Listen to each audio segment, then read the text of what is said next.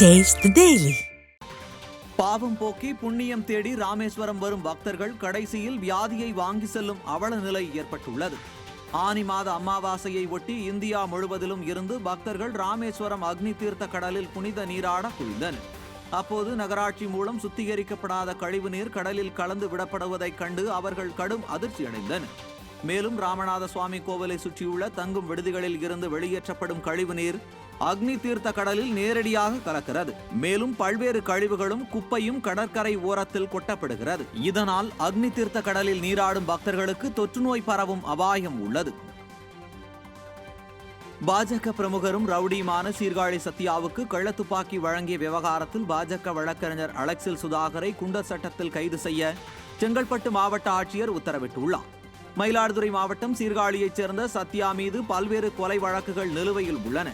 2021ஆம் ஆண்டு பாஜகவில் இணைந்த சத்யா சில நாட்களுக்கு முன் மாமல்லபுரத்தில் நடந்த பாஜக வழக்கறிஞர் அலெக்சில் சுதாகர் பிறந்தநாள் விழாவில் கலந்து கொண்டார். அவரை பிடிப்பதற்காக போலீசார் சென்றபோது சத்யா தப்பி ஓடியுள்ளார். அவரை பிடிப்பதற்காக போலீசார் முயற்சி செய்த பொழுது உதவி ஆய்வாளர் ரஞ்சித் குமாரை சத்யா தாக்கியதாக கூறப்படுகிறது. அப்போது போலீசார் துப்பாக்கியால் சுட்டதில் காலில் அடிபட்டு சிகிச்சை பெற்று வரும் நிலையில் அவருக்கு கள்ள துப்பாக்கி வழங்கியதாக கூறி பாஜக வழக்கறிஞர் அலெக்சில் சுதாகரை போலீசார் சிறையில் அடைத்தனர். இதனிடையே ரவுடி சத்யாவுக்கு கள்ள துப்பாக்கி வழங்கியது உட்பட 3 வழக்குகள் நிலுவையில் உள்ளதால் சுதாகரை குண்டர் சட்டத்தில் கைது செய்ய செங்கல்பட்டு மாவட்ட ஆட்சியர் உத்தரவிட்டார். விடியா திமுக ஆட்சி பொறுப்பேற்றதில் இருந்தே சாதிய மோதல்கள் அதிகரிக்கும் நிலையில் தற்போது கட்ட பஞ்சாயத்தும் அரங்கேறி அதிர்ச்சியை ஏற்படுத்தியுள்ளது. திருவாரூர் மாவட்டம் நாரணமங்கலம் பகுதியில் வயது முதிர்ந்த மகாலிங்கம் மீனாம்பாள் தம்பதியை பஞ்சாயத்து மூலம் ஒதுக்கி வைத்துள்ளதாக புகார் எழுந்துள்ளது. மகாலிங்கம் என்பவரின் மகள் அளித்த புகாரின் பேரில் பஞ்சாயத்து நாட்டாமைகள் ஊரை விட்டு ஒதுக்கியுள்ளனர். மகாலிங்கம் மீனாம்பாள் தம்பதிகள் ஊர் திருவிழாவில் பங்கேற்கவும் தடை விதிக்கப்பட்டுள்ளது.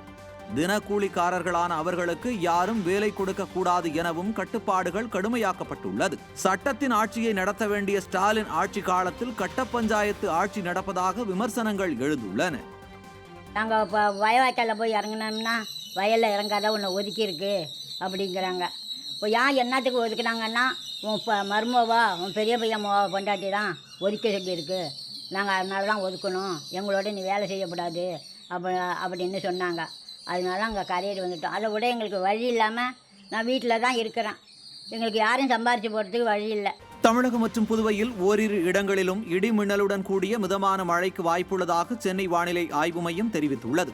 இதுகுறித்து வானிலை மையம் வெளியிட்டுள்ள அறிவிப்பில் அடுத்த 24 மணி நேரத்தில் தமிழகம் மற்றும் புதுவையில் லேசானது முதல் மிதமான மழைக்கு வாய்ப்புள்ளதாகவும், சென்னையை பொறுத்தவரை அடுத்த 24 மணி நேரத்திற்கு வானம் ஓரளவு மேகமூட்டத்துடன் காணப்படும் என்றும், நகரின் ஒரு சில பகுதிகளில் மாலை மற்றும் இரவு வேளையில் இடி மற்றும் மின்னலுடன் கூடிய லேசானது முதல் மிதமான மழை பெய்ய வாய்ப்புள்ளதாக சென்னை வானிலை ஆய்வு மையம் தெரிவித்துள்ளது.